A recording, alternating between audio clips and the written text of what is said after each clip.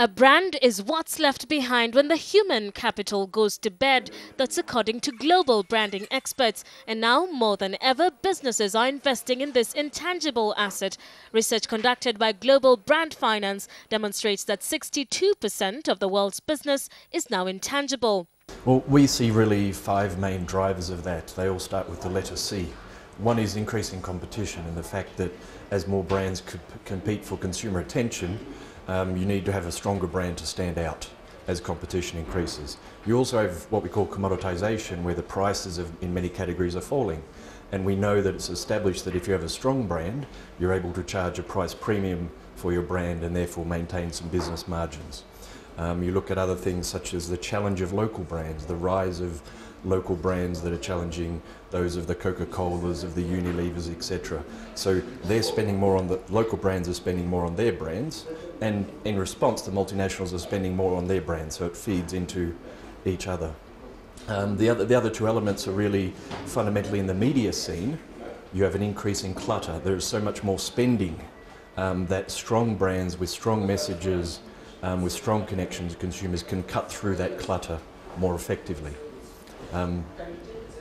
And I think the final one is probably the most important from a branding perspective, and that is that there is more consumer understanding being developed in the East African market and across the continent in general. And what that means is that advertisers and brand owners are discovering those little nuggets of underlying human and consumer traits, and all successful brands are based on meeting fundamental human needs. What is the essence of a good brand? What is it about a brand that makes it stand out? For the brand owner who, say, for instance, an organization that owns, say, Tusker, for instance, the key thing to look at is, does it consistently lower the perceived risks that are associated to purchase? Because every time a consumer is buying something, there's a lot of underlying risks, the functional risks, there's the physical risk, there's the social risk, for instance, whether it makes them a pariah in society. If you've seen holding a bottle of soda amongst your drinking peers, people might think, what's wrong with this gentleman? So a brand that then takes away that kind of risk away, so that the consumer then makes a particular choice in favor of the brand, is a brand that can be said to have good essence. It's not a matter of just advertising and you say, oh, that's good enough, and let's move on, and you'll get sales, a lot of sales. It doesn't work that way. Branding is all about your emotional aspects, how you would get into a consumer's mind, whether consciously or subconsciously. Perception is the most critical aspect of a brand. The way consumers view a certain brand determines the fate of the product. What people believe about you. Why is it important? It's very important because people are not going to associate with you if they don't think that you offer them a particular benefit of association. Superbrands, a local subsidiary of the global firm, recently set up shop in Nairobi in an attempt to tap into the growing world of branding. Superbrands is in over 82 countries around the world. We're very big in all the other continents. We're now conquering the final frontier, Africa. Brand building engages the highest creativity, appealing to the emotion of the consumer. And the very big boys in branding know how to make a joke about it. When you are at Durex level, you can be able to do that kind of bold, full throttle, aggressive kind of marketing. But then again, the competition might also always even up. So who did East Africans vote as their top brands in 2009?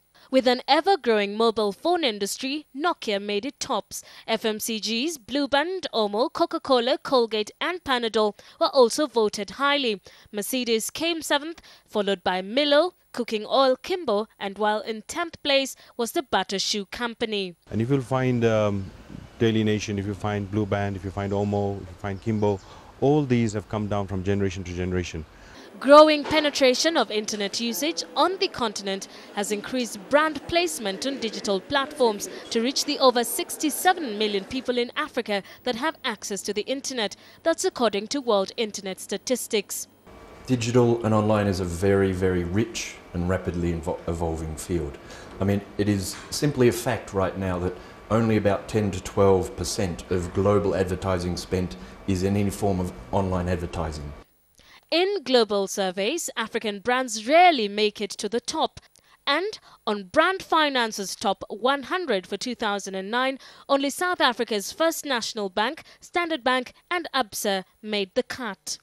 And Korea, when Samsung and LG started their brand emergence, was about the same size market as Kenya, about 40 million people.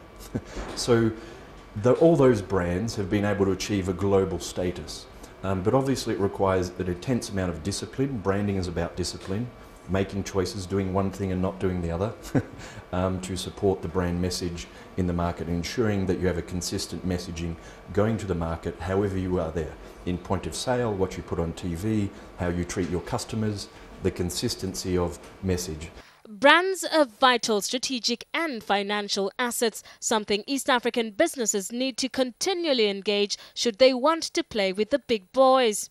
If you look at the example of America and coffee, from my limited knowledge, I can't remember the last time any coffee being grown in America. This is a prime example. We grow the best coffee here.